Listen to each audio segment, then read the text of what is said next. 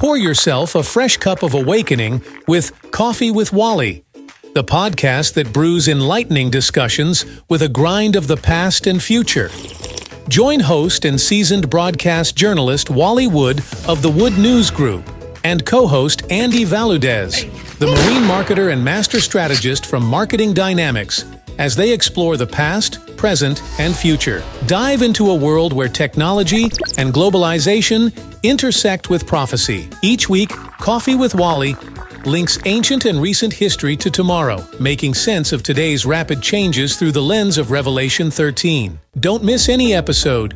Visit coffeewithwally.com and subscribe for your weekly espresso of insight. Coffee with Wally, a fresh cup of awakening, awaits you. Coffee with Wally, where understanding our times becomes clear over caffeine.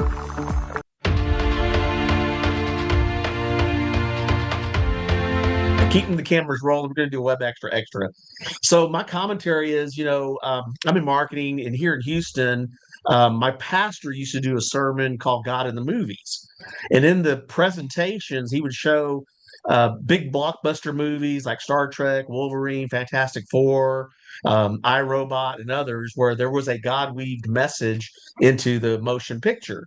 And so as a marketer, Wally and I just did an interview, read a book called The Marketing of Evil by Dr. Capellian in 1999. And I decided I would use my God-given talent in marketing for good, though it cost me everything. Okay, hang on. Are you, and I said his name wrong. You're saying Dr. Who was it? Dave Capellian. Okay, I thought it was Capulian. That's so weird. Does it have an apple on the front of the cover? Yes. I met that guy at a conference. I have been reading his stuff for 2.5 decades. Okay. Really? So Wally and I we're writing the book, The Marketing of Good, based off of the converse conversation. If you can use marketing for evil, you can use it for good. Okay, you guys are doing a book called that? Yes. That was my original title for my book, but after Wally read my book, we retitled my first book, Marine Marketer on Mission, How to Win Battles in the Marketplace of Ideas. And then that got us on the journey to write a textbook for Christians on how to use marketing for good. That is so needed. What a cool concept. That book woke my butt up. I read that book 2 decades ago when I was living in LA, highlighting every other word. Wow. So you're going to need to interview Andy at this point. I need to have you guys out. When is the book going to be done? Well, so it's in final edit now. And in fact, Wally and I have a meeting here in a second. Yeah, so he wants me to finish up the acknowledgement. But as he's reading my book, it's more of written to the I guess the males that were absent in the culture war, right? Before we got on, I said, I just realized that, hey, Wally and I have been counterculture dads, for decades, and I didn't have the wisdom as a 20-year-old you did. I had to go through the crucible. The Lord, I read my actuarial table. I really shouldn't be alive right now. I think the Lord is like, I'm either going to kill him, I'm going to put him in prison, or I'm going to run him through the crucible of the Marine Corps.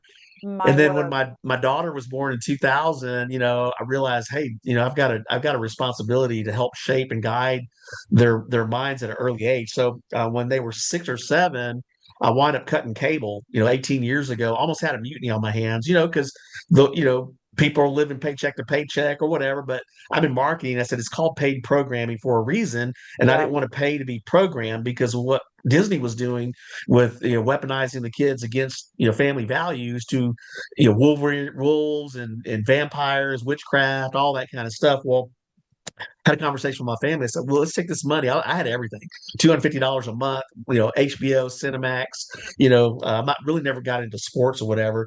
And I had a conversation. Look, let's take that money and we'll allocate it towards family experiences. We'll have clothing, invest in some tech, of course, the smartphones, I didn't connect the dot on that, but those became very dangerous because my girls did have smartphones when they were young. But it was interesting that the day we cut cable, everyone would typically go to their different rooms. We're all sitting at the dining room table together, right? So I'm on this journey to discover why film and entertainment was counterculture or going against, the values that we were developing as a family then. At a very young age, my girls were interested in acting. So if this is something you want to do, then you've got to commit to it because in the course we were mindful to look at the content that they were being auditioned for, and there were some incredible opportunities that they had. And of course, as Christian parents, we had to navigate the Hollywood system and basically say, well, this content's too mature for our kids. I do have two famous cousins in Hollywood. I'll tell you offline. And we did have conversations like, Andy, you need to move out to LA. I said, well, no, we're trying to do something here in Texas. And we really want to work on, and I didn't tell them my vision, but I said, I want to work on redemptive films. Ultimately, I wound up meeting the A-list producer that worked on all these big blockbusters. You may know him, Ralph Winter. Oh, yes. Yeah, so I got to meet him. In fact, he just produced Bonhoeffer, and I said, "Man, this could be your opus," because that it took him 30 years, I think, to get that movie made. And he's navigated in Hollywood circles with pushing redemptive stories, right? Yes. So one of his good friends says, Andy, if you're going to make films that people want to go see. And of course, filmmakers think that they're the next Steven Spielberg, and their film could be horrible, especially here in Houston. We had a lot of horror films, a lot of just, well, it makes money. I said, well, so does pornography, but it's not something you can be proud of. Exactly. So we wanted to produce redemptive films from G to R. In fact, Machine Gun Preacher is one of my clients. He's a good friend of mine. We're going to interview him at some point. And of course, Hollywood was interested in his story because it is a redemptive story. I forgot who produced the movie, but he's living the real life out there even now in Africa. He's in the Congo, and the last time he came through Texas 2 years ago, says they're predicting 50 million people are going to die there through war and famine. And he asked the Lord, why do you have me in a combat zone again? He'll be 62 here pretty soon, and the Lord told him, because you're seasoned. So this gives hope for a lot of 60-year-olds that are already kind of checking out. It's like, no, you got more to do, and you've got the wisdom to do it. So anyway, as you're chatting, I was just being mindful of like how we were able to navigate and also get good projects. My girls did do some good projects, but then they finally just bowed out. And then part of it is you were talking about Jesus wept, and it seems to be, as you were connecting the dot on, if you do this film, it feeds the system, right? Financially, it degrades the culture. Jesus wept. He wasn't depressed, because he had a vision. He knew why he was doing this thing, right? Yep. So he knew that it was worth it. And it just seems that as Christians, and again, we had some of the same conversations here in Houston. We had Christian, talent, Christian producers, Christian writers, and they played the game because, again, they thought that's how they got ahead. But you didn't have that holy dread. It's like, you know what? Because I respect God, because I respect, what he's doing in my life, you kind of just push it off to the side. So anyway, I kind of just wanted to do this quick basis on what we've kind of covered already and hear some of your thoughts.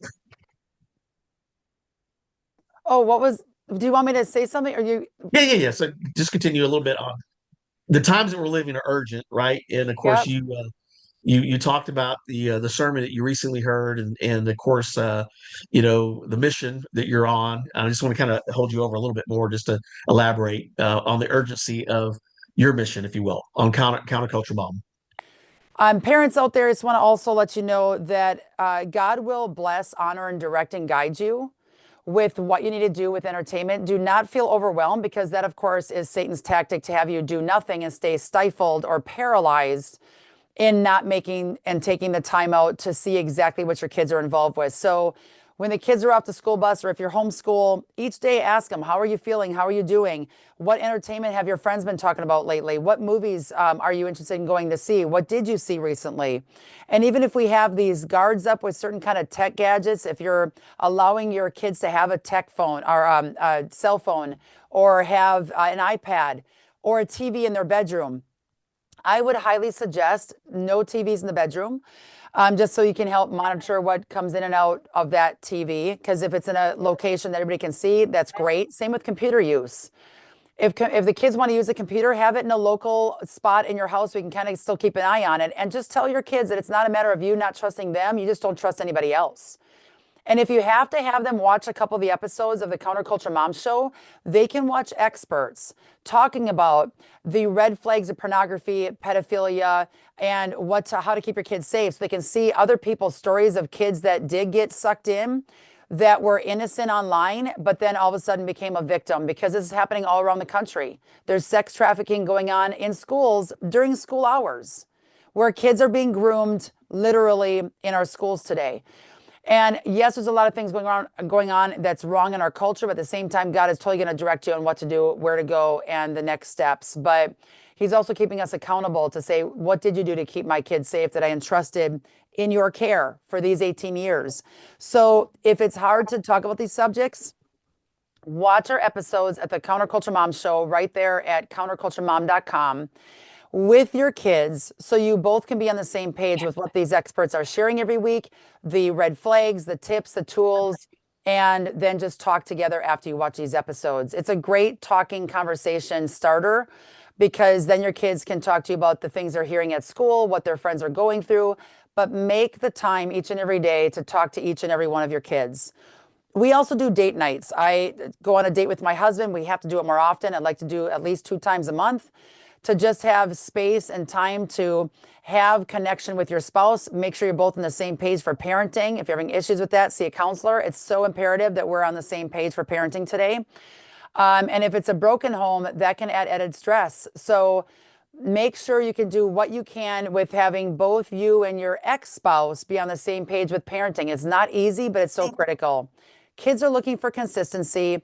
They're looking for parents who care, and they would rather have parents saying that they can't do something to keep them safe than to let them do everything to be a best friend when they know that that's not the best choice and option for them to live their life. And if they're doing something that's wrong or dangerous, they're probably doing it to gain attention. And there's so much more I could share, but anything I can do for you guys. I speak around this country all the time. I have 25 speaking events right now that we're planning through 2025, talking about pop culture, the satanic symbolism, the Satan using and reigning celebrities' lives, and how to run from that satanic agenda and pick godly entertainment. Help your kids learn to gravitate towards clean entertainment options for their lives, because they become a product of their environment. Very, very intense, jaw-dropping 90-minute presentation called Hollywood Exposed. Kids love it. And kids are running up to the stage afterwards, literally handing me their cell phone saying, I no longer need to have this. My mom, my dad was right. Wow. That happens all the time. Suicide notes that were written, shown to me after a presentation.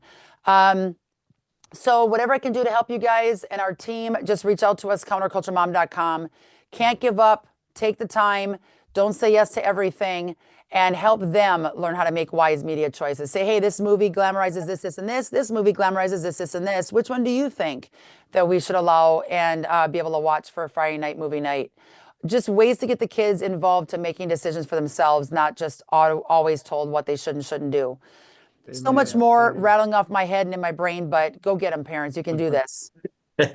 Tell me real quick, when are you going to air the UFO chapter that we talked about? The UFO series is coming out this week. Right here, we have missions for May 5th. May 12th is the week of vaccines. Everybody has to check that out. And May 19 is the UFO alien agenda. Okay. So, Wally, you're going to be kicking off that week. I can't wait. The week of May 19. Everybody got to go watch it. Now, it's phenomenal. Will you send me a link to that? Yes, absolutely. Absolutely. You'll get that. Katrina will send you everything, including all of our social media images for that, so you can promote it on your end, along with the links. Great. Love you, dear. Thank you so much. You guys rock. Keep at it. And we will all right. Be back You've been watching Coffee with Wally. You've been watching Coffee with Wally. Web Xtra. Thank you for watching. Woo woo. I'm going to stop the recording. You guys are so my 2 cousins that are famous. One was